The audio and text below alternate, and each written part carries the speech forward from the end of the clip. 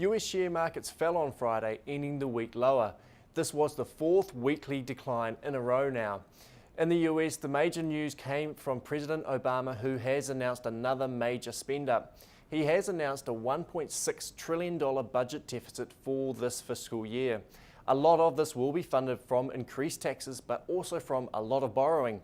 It is this kind of massive borrowing that has been putting upwards pressure on global interest rates.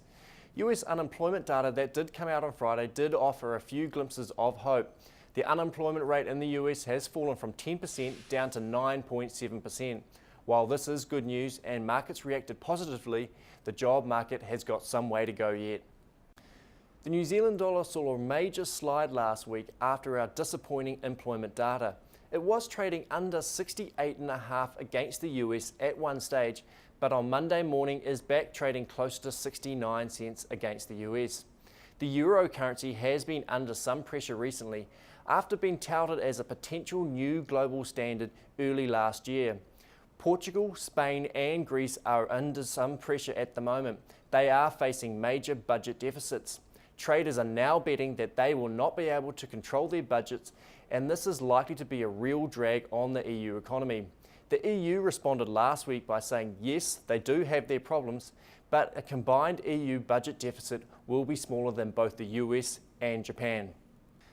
The lower New Zealand dollar is proving favourable for New Zealand beef schedule prices, with schedules easing up over the past week.